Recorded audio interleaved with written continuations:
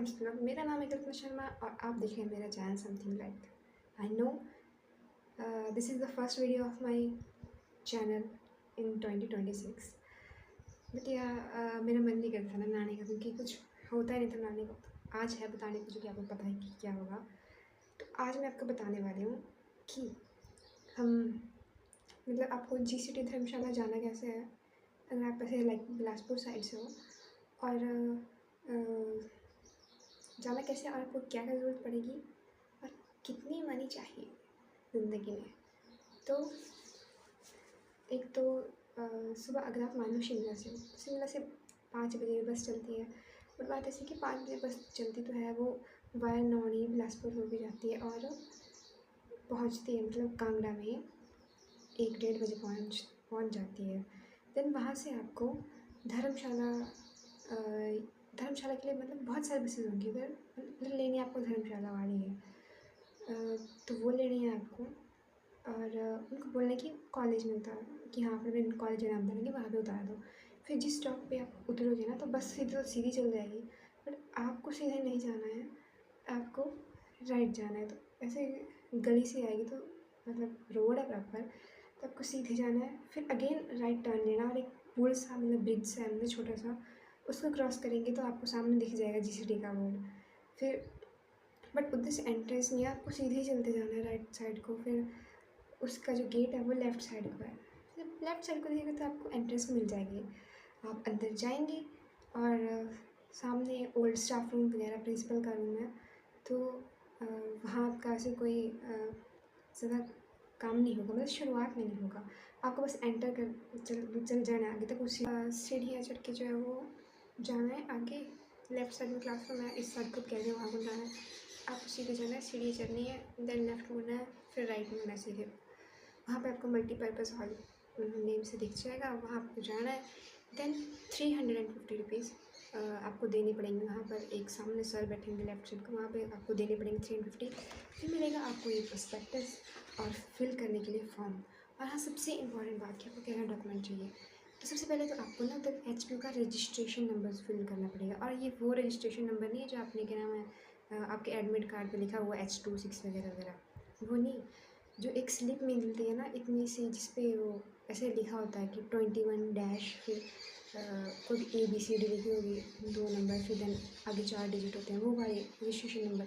जब मतलब शुरू में क्लर्क ने दिए होंगे ना कभी, जब आपने ग्रेजुएशन की होगी या जो भी, वो सेम रहता है, तो वो आपको लिखना पड़ेगा। बाकी वो स्लिप पे भी होता है, जो आपकी जो ऐसे फर्स्ट सेकेंड ईयर की जो रिज़ल्ट कार्ड होता है ना, उसमें भी ऊपर लिखा होता है वो करके जो भी है। तो वो आपको ध्यान में रखना है कि जब आप फॉर्म फिल करोगे तो आपको वो फिल करना है, ना कि एडमिट कार्ड वाला फिल करना है। देन बैंक डिटेल भी आपको फिल करनी पड़ती है उसमें। बाकी डॉक्यूमेंट कौन कौन सकते हैं, 10th का, +2 का, ग्रेजुएशन का। और ग्रेजुएशन का आप single first second third year का भी लगा सकते हो। अगर आपको पूरी वो CMC लगानी है तो आप उसकी भी लगा सकते हो। देन कैटेगरी सर्टिफिकेट चाहिए, चाहे जनरल, EWS, IRDP, आप जो भी हैं, OBC, SC ST, तो उसका कैटेगरी सर्टिफिकेट। देन आधार कार्ड की कॉपी और करेक्टर सर्टिफिकेट, बस करेक्टर सर्टिफिकेट। और हाँ, गैप सर्टिफिकेट उसके ऊपर लिखा हुआ आपने बनवाया तो अच्छी बात, नहीं बनवाया तो बात खत्म। तो मेरे में गैप था ना 2 साल का, क्योंकि मैंने कुछ किया ही नहीं 2 साल में, और एग्ज़ाम की प्रिपरेशन कर रही थी, तो उन्होंने मना की कि गैप सर्टिफिकेट की ज़रूरत नहीं है। तो you get 10th, +2, graduation, bonafide, character, Aadhaar की कॉपी। एक चीज़ भूल रही है कोई, पता नहीं कौन सी, हाँ कैटेगरी सर्टिफिकेट।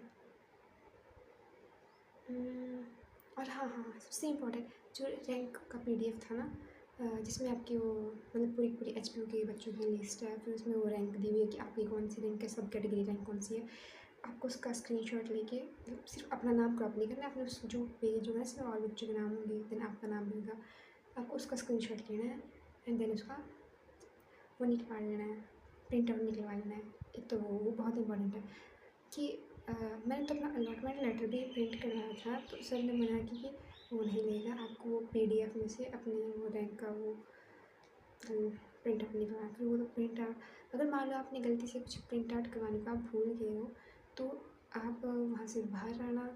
देन बाहर आ जाओगे तो सामने आपको लेफ्ट साइड को एक आईसीटी लैब दिख जाएगी, तो वहाँ पे आप प्रिंट करवा सकते हो, फोटोस्टेट करवा सकते हो पैसे दे के सर को।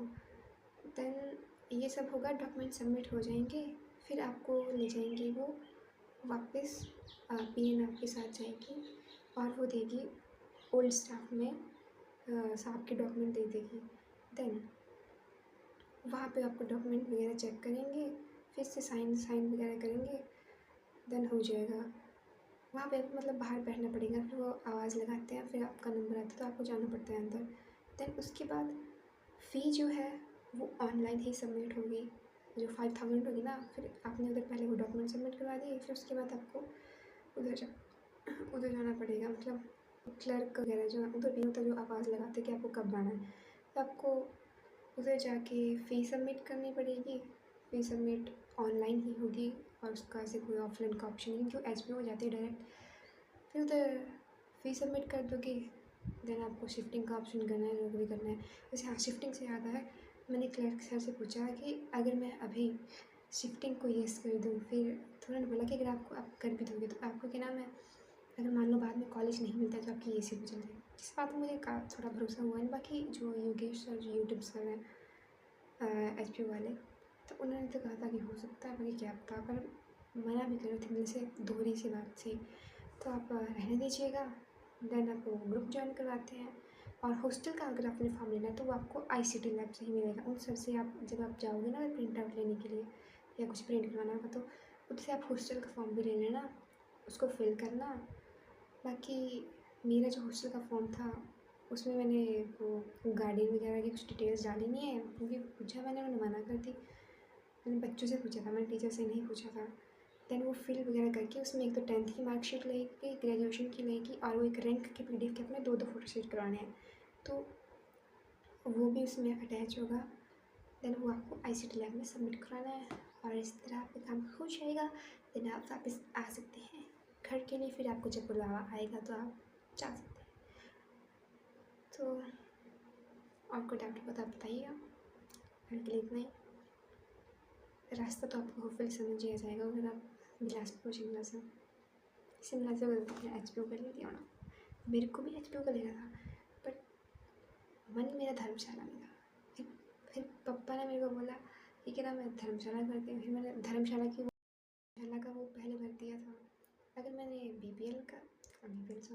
एचपीओ का भरा था तो शायद मुझे एचपीओ मिल जाती, क्योंकि मैं डिग्री रैंक थी ना जो मेरी वो 1 थी, तो शायद मुझे मिल जाता एचपीओ का।